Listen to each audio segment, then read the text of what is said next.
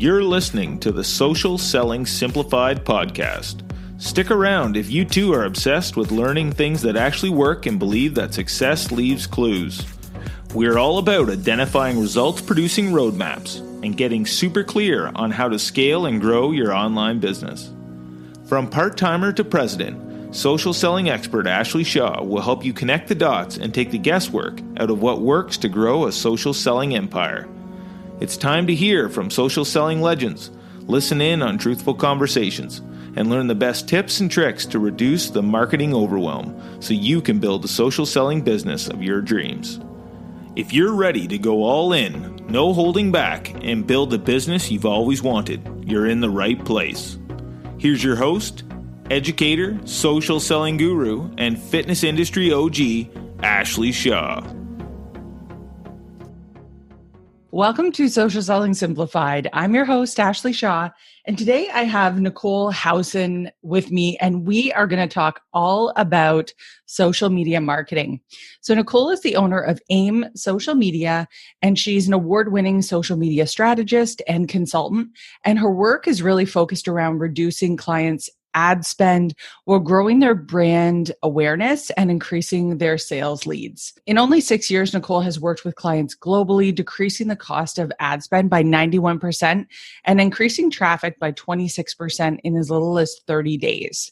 So I'm super pumped to chat with Nichole. We were just getting acquainted before we started recording here. And I always love sitting down with people that are like, we're in obviously like a very like similar space. We see the same things in terms of the marketing world. And so I'm really pumped to dig into this idea that I hear all the time from social sellers that they're looking for ready to buy customers. And we're going to break this down for you guys and have just a really honest chat about what it takes to find ready to buy customers and our take on exactly how you get in front of them and what it takes to get there. So thank you so much for being on the show today, Nichole. Thanks for having me. I'm excited. Yeah, absolutely. So Nichole, why don't you tell us a little bit about yourself first? I know that in the areas where we both are now out in Ontario, it's very common to grow up on a farm. And I think your story is fairly similar. So let's get a rundown. How did you get into what you're doing now? And just tell us a little bit about yourself. Yeah, so I was raised on a dairy farm and cash crop farm. My dad has no idea where I came from because I'm the least farm girl you will ever find. But I started my business about 6 years ago and just fell in love with social media. I had taken a social media marketing course in college and just loved the whole thing. I was running for student president. And I used everything that they taught me and applied it. And I won and I was super excited. I was like, okay, I can totally do this for other people. So I had taken on my first client. They were in the US and they had a sister company in the UK. And I went to school for business marketing. By the time I graduated, I had enough of a client base that it didn't make sense to shut it all down and get a job at an agency somewhere. So I just made a go of it. That's awesome. It's nice to know what you want to do so early and that like all those dots connected for you so quickly. So what is it about? Let's just first, before we dive into strategy, what is it that like has drawn you to marketing and social media marketing? Yeah, I just love the creative side of things and the strategy of it. But really the part that really gets me is the building relationships with people online. I think it's almost easier for just about anybody to be able to be a little bit more outgoing on social media. I'm an introvert, but I can come across as an extrovert on social media. I love building the relationships with people and just studying how content can build those relationships and make you feel like you know somebody even though you've never met them. Yeah, for sure. It's an interesting area to be in because it's this combination of creativity and then also science and data all like woven together. Yeah, it's a really interesting sector to be in for sure.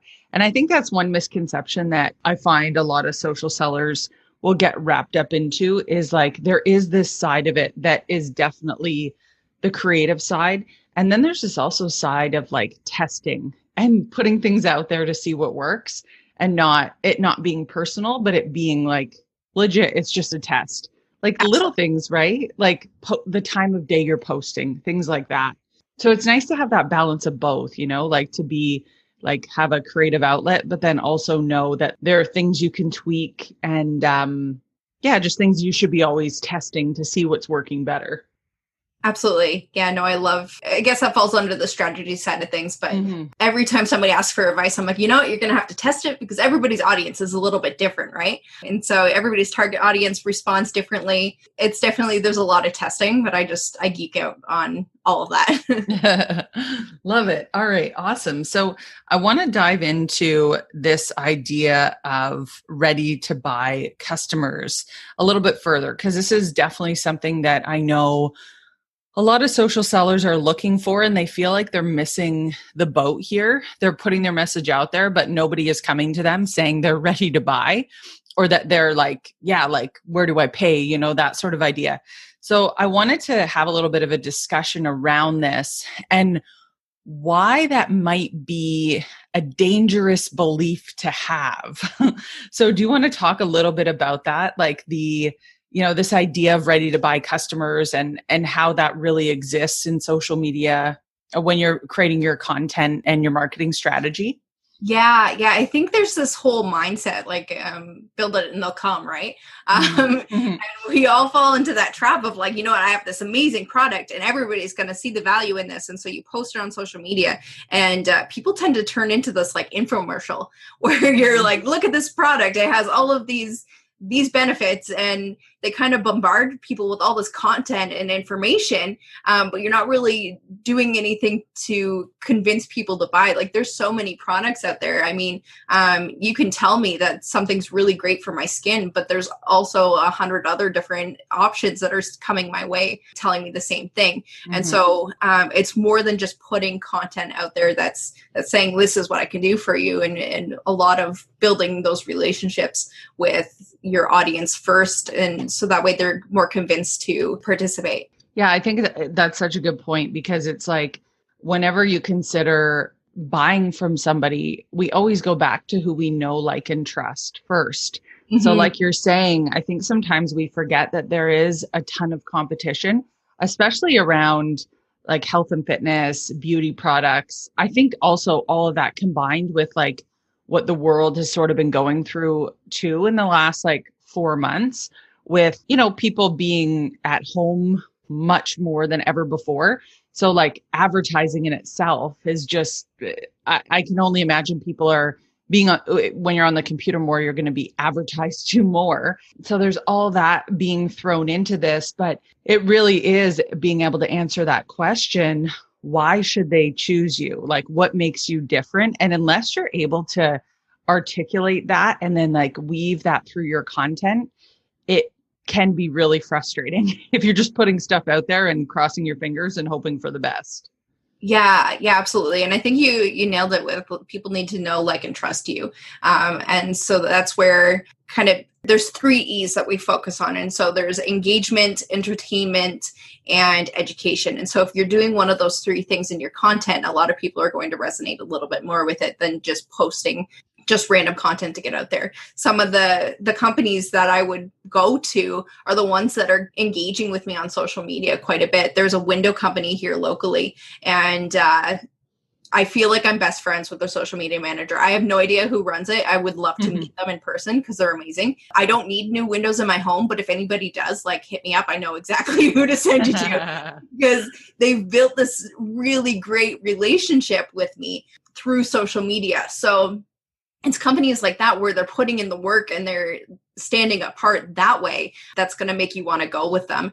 Companies that are just pushing, like, this is what sale is happening right now, or this is the new product, and they're not providing any other value other than that, they're not going to catch my attention. And I think that's the same for a lot of people because we are marketed to so much online.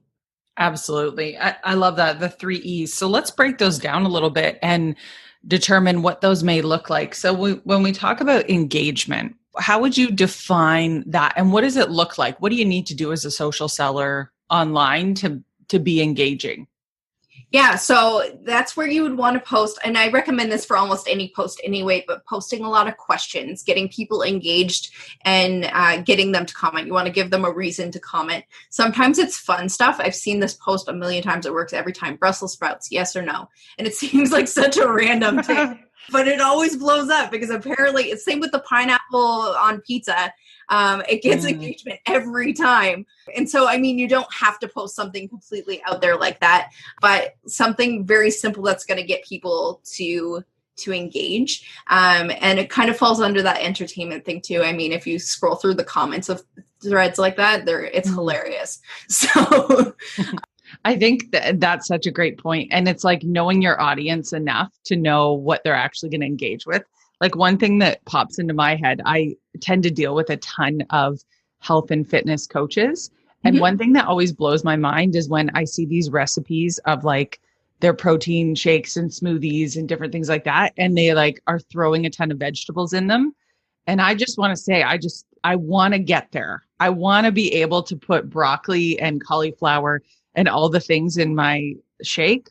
I'm not there though. So that to me is like, it's this combination of knowing like what your ideal customer is up to and what, like what their day-to-day routine and the things they think about, what that looks like, and being able to place that question in front of them. Like that's where I see engagement blow up. Like when you combine that, like, what they think about. Maybe they have kids at home. Maybe they don't. Maybe they're, like a dog mama or dog father, something like that, but you know them well enough to know what is the question that needs to be put in front of them to make that engagement blow up. Absolutely. Yeah. One of the things that I love doing when we start working with a client is we do this whole brain dump of like, what podcasts are they listening to? What blogs are they on? What social media pages are they following? What TV shows are they watching? And when you go through and kind of determine that, I mean, there was Game of Thrones when they had their finale that was huge on social media, and anybody whose target audience was in there could jump in on that. Same with Star Wars and Baby Yoda was huge. And if you can use things like that and jump on those trends, if it makes sense with your target audience, you're going to find you're going to get a lot of engagement that way. Yeah, I love that. Great advice. All right, let's jump into entertain. What does that mean? Yeah, so sometimes that's a viral video. Sometimes it's an article that's funny or sharing a thread, or it can be a meme. It could be really anything, as long as you're getting some sort of positive reaction to it. I mean, you can go the negative side of things, but for the most part, it's a positive reaction. You're entertaining them. Essentially, they're getting some sort of value out of your content, and they're likely to want to share it with other people. I always watch for that on my social media feed to see like, oh, what am I like most inclined to share right now? Like if I scroll through my feed, and I always love to reshare the stuff that I would share. And there's this one that I love that is it's like funny, but true, one of those. And it's that post about like, your obituary will never read, she was 15% body fat and had a booty like J-Lo and this and this and this. And like, it's those sort of things I think about when I think of like entertainment, is like, what would I share, or what have I shared in the past that I didn't even think about it? I just shared it because I was like, oh, so relatable or so true or so funny. It's like, you just add that to the beginning of it and you're like, yeah, that's the type of content that is entertaining for sure. Exactly. Yeah. And I love scrolling through my feed. And if I see that like 4 or 5 people have all shared the same thing, I'm like, okay, there's clearly something here that's working. And so you can take that, and whether you reshare it yourself or you create and model after it and create your own content based off of that, it works almost every time. Yeah. Love that. All right. And what about education?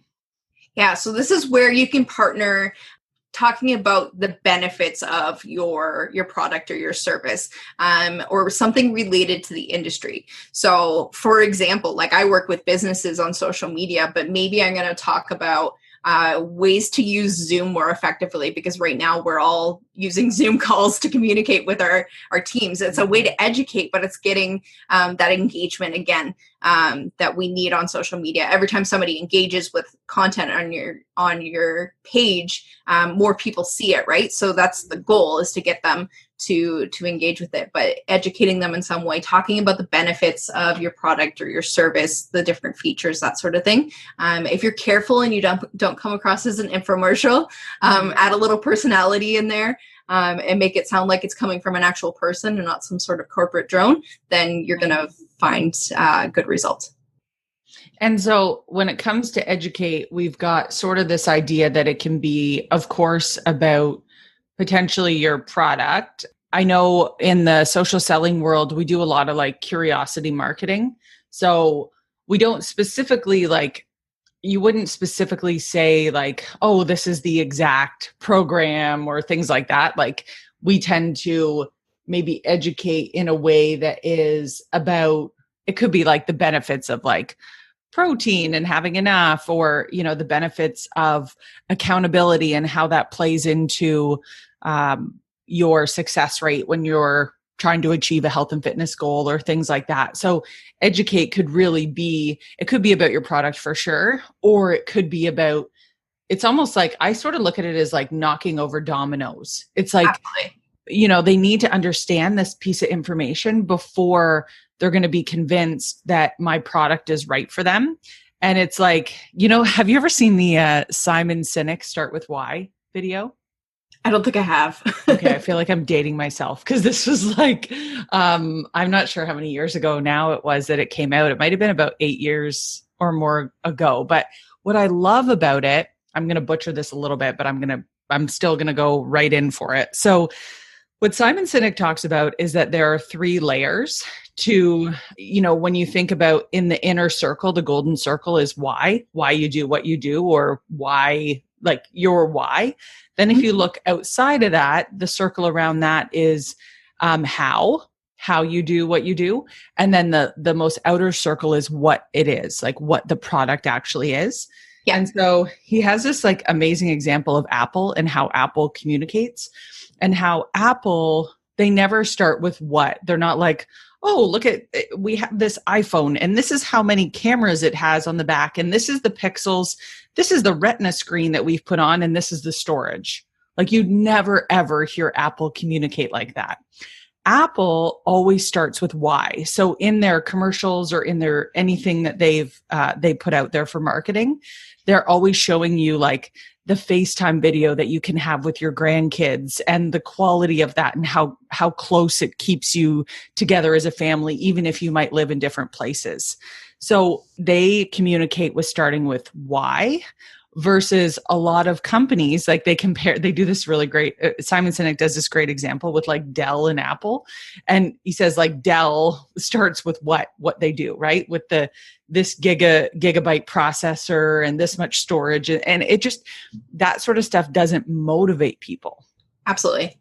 So I think that where I really like the education piece is you can teach people not only why you do what you do, but why this solution actually works. So an example of this could be, let's say we are talking in the health and fitness industry and somebody, let's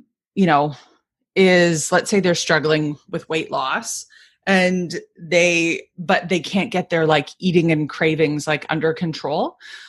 One of the reasons that could be is that they're not getting enough protein and it's not filling them up. So I think that the educate is a really cool way that you can talk about why that may be happening to them. And then the solution just happens to be that shake or that product that helps give you that extra bit of protein when you don't want to eat like chicken breast all day long. Exactly. Stuff like that. So that's a really cool one. Yeah. I'll have to link that in the show notes. It's an oldie, but like Simon Sinek, oh man, he had some great stuff back in the day. I think he's come out with some books recently, but I just love the way that he weaves that, the messaging in around how people's brains function and why the order of the way that you talk to people really, really makes a difference. Yeah, absolutely. We talk a lot about leading with value first. Mm-hmm. And people are more likely to trust you and your product, your service, your business if you're leading with that value. I've had instances where I've just provided pure value with no pitch whatsoever, and then launched a product and put it out there, and people are like, oh my gosh, this is a no-brainer, because I've already proved that I know what I'm talking about, right? So it's not, and all of that pre-marketing was just providing pure value. I wasn't looking for anybody to buy anything. I was just educating, and then it just makes it easier later on. Absolutely. And so let's talk about that. So now we've got a bit of a foundation for what the social media like strategy itself looks like. How does pitching fall into this? And what, how do you recommend making sure that you're, there's this balance I think people always feel of like, oh, like I don't want to bombard my audience. But at the same time, there is always a solution that can help them when you have a product that is right for them. So how do you recommend balancing that? And what is your advice on pitching? Yeah, so I love being able to twist it in the sense that you're getting people to message you. If they can, if you can get them to reach out to you, it makes the selling process a whole lot easier, because they're already asking questions, and then you can just provide more value and direct them to whatever you have for them. Yeah, I like switching it that way. Starting conversations, if you are going to pitch people, doing it in a way where you're not just spamming people with like, hey, this is my new product, or this is what I have. And people they can see it from a mile away. They're not even going to respond to you because they have no reason for it, right? So you want to be a little bit creative and build those relationships ahead of time. One of the things I see all the time, it's super annoying, is people will friend me on Facebook and I'll add them, and then literally 2 seconds later, they're like, hey, do you have any fitness goals? And I'm like, oh my gosh. Like, I know what you're doing. Yeah, it always starts with either the hey girl, I call it the hey girl hustle, or hey pretty lady. I get that sometimes too. And you're right. It's like you can just instantly tell that it's not an authentic relationship, which is so off-putting. And immediately you've made a decision like, I'm not going to engage with this person. Exactly. Yeah. Like some of the people who have slid into my DMs and they did it really creatively is they've engaged with my content. I've gotten to know them in the comments of something. And then when they message me, they're like, hey, how's business going? And I'm like, good. And I'm more likely I might still not want to buy their product or service or whatever it is that they're selling me. But I'm not offended by it because they've built up that trust with me. I already know them a little bit. So I'm more willing to have that conversation.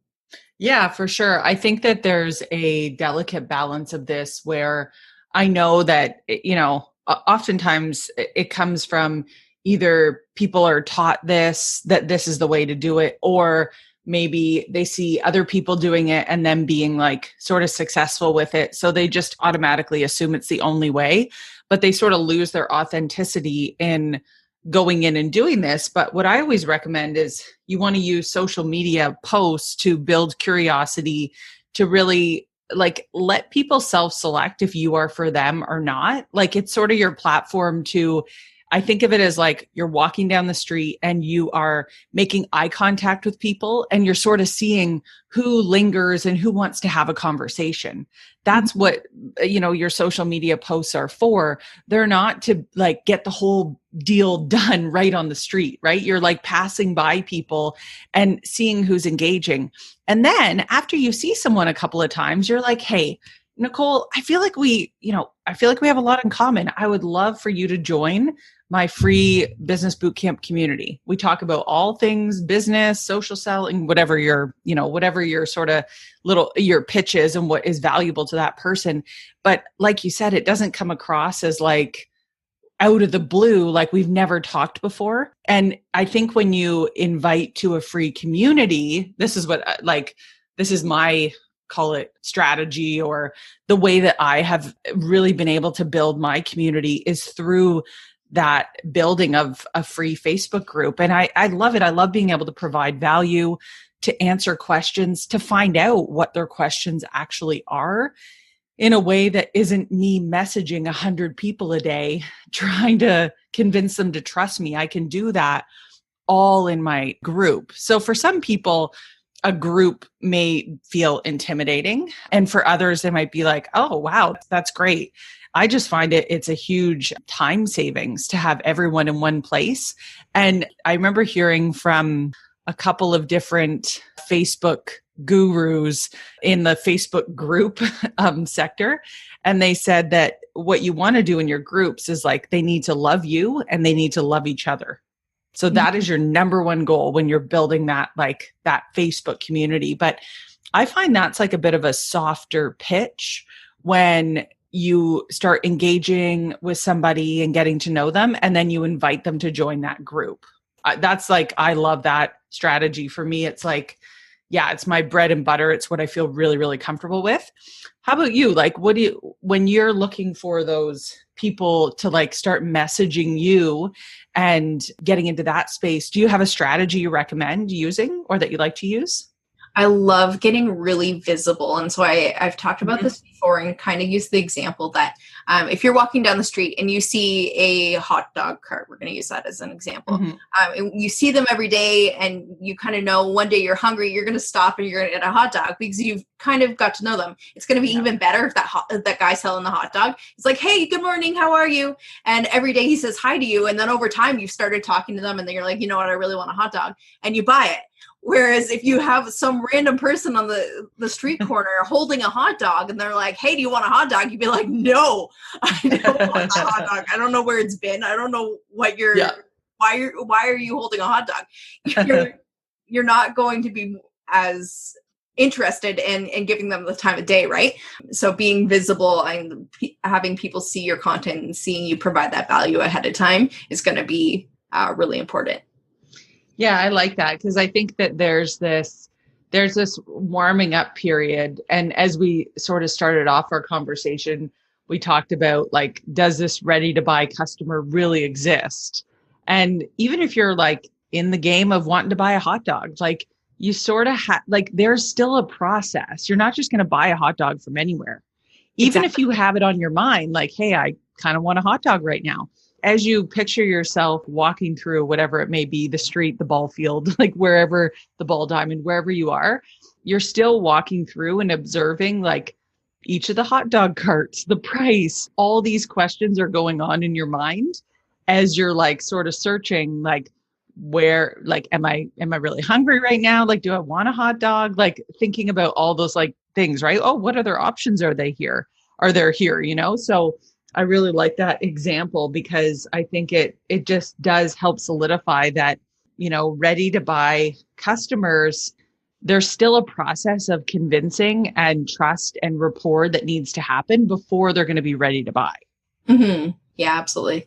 And so I guess around this same theme of finding ready to buy customers, would you say like, what are the key steps in finding these customers? Because I think like, whenever I think about change and somebody becoming ready to buy, there's the theoretical model of change, which talks about, you know, when somebody is not thinking about making any changes in their life, then they move into pre-contemplation, contemplation. Like there's all these stages that they go through before they're actually ready to buy. Mm-hmm. And what I find really interesting is like the ready to buy customers are actually the most expensive ones.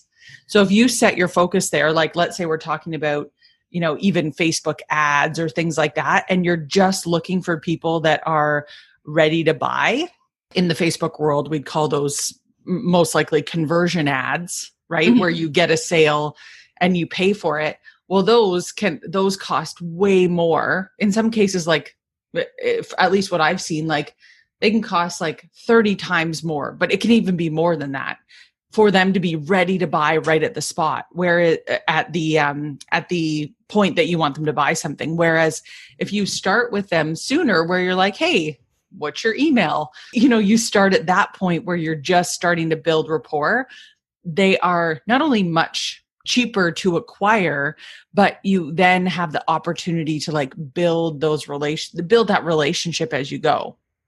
Exactly. Yeah. One of the things we do for our clients, and you kind of briefly mentioned this at the very beginning, but we decrease the cost of ad spend just by, instead of going after that cold audience, we warm the audience up first before we start selling to them. And so we have a complete strategy that we use for our clients, but essentially we're warming up that audience, usually with a video. They get to know your face, they get to know you a little bit first, and then we would run ads specifically to those people who already know who you are to get them to opt in for something free. And then we would sell to them further past that point. But you're still, you're leading with that value first and warming up the audience. And like you said, just like when you're running conversion ads to a cold audience, it can be super expensive and totally not worth it.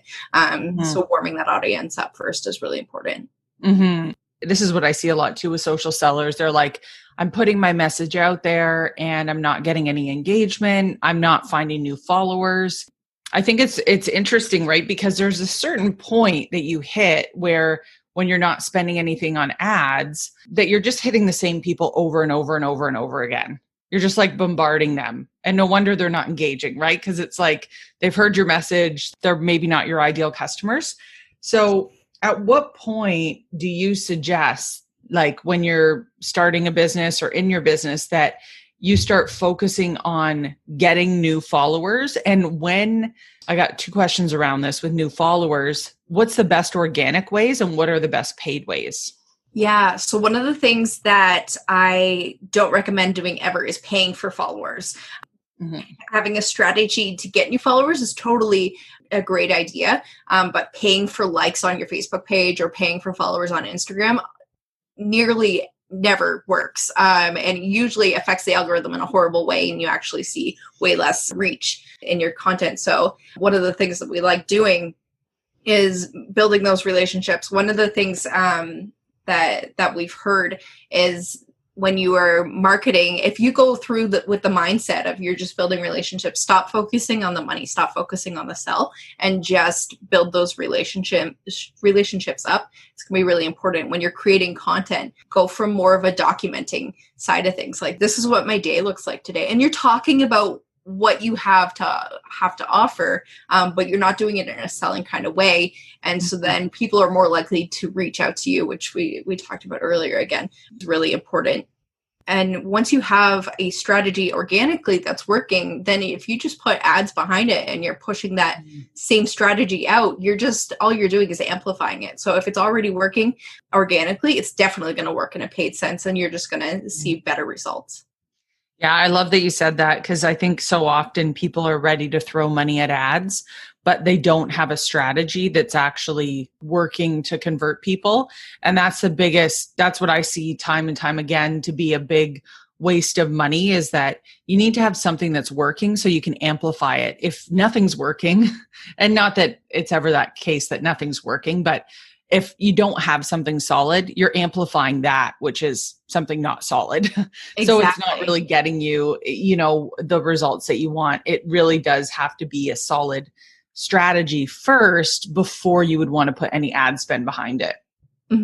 Yeah, for sure. And so when it comes to finding or building this strategy around followers, what are some tips that you could give the listeners today on how they might do that? Yeah. So one of the things that we know works is, so you have to get yourself onto the feeds of other people that aren't following you. And so coming from really focusing on that engagement side of things to get people to engage with you, when somebody engages with your post, their friends are more likely to see that content. And so they're more likely to engage as well. So that's where focusing on that engagement side, or maybe even the entertainment side, because they'll share your content, can be really important.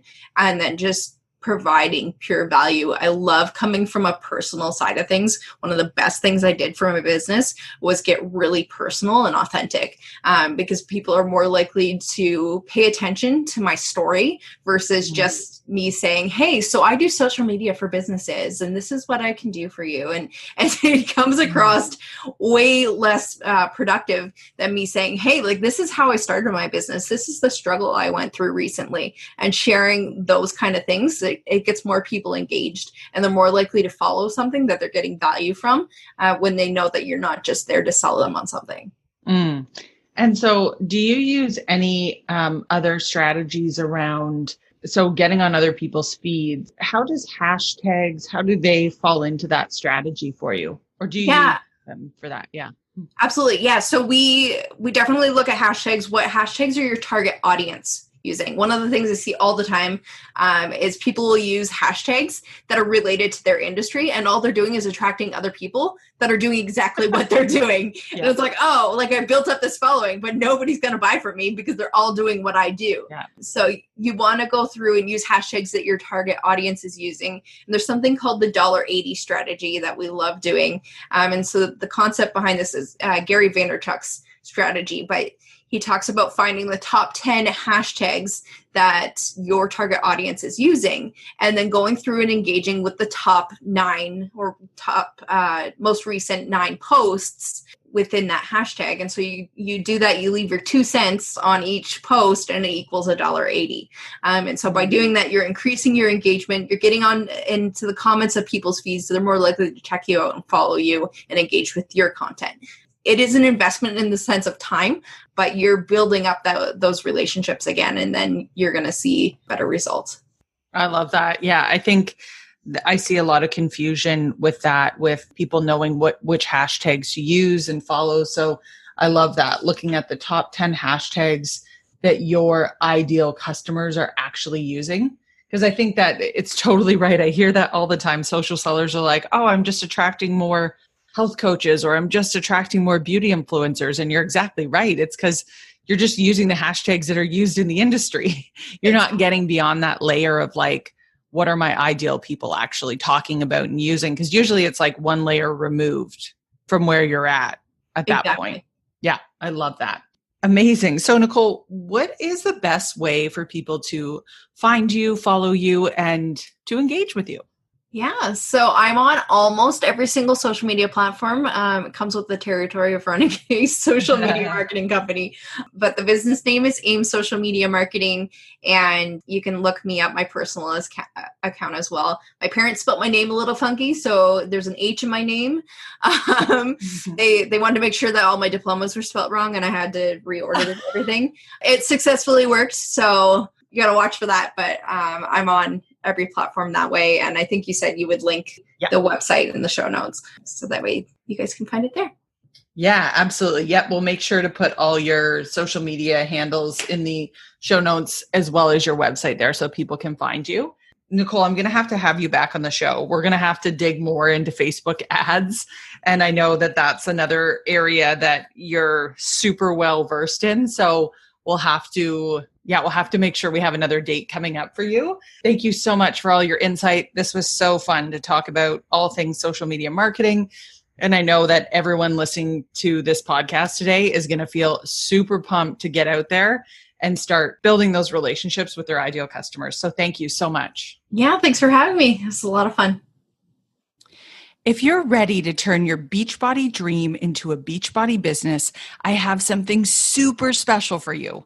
My 5-day done-for-you posting party will help you overcome the overwhelm of never knowing what to post, so you can show up consistently on social, get off the icky hey girl hamster wheel, and finally see more engagement from customers who enthusiastically slide into your DMs to join your next fitness challenge.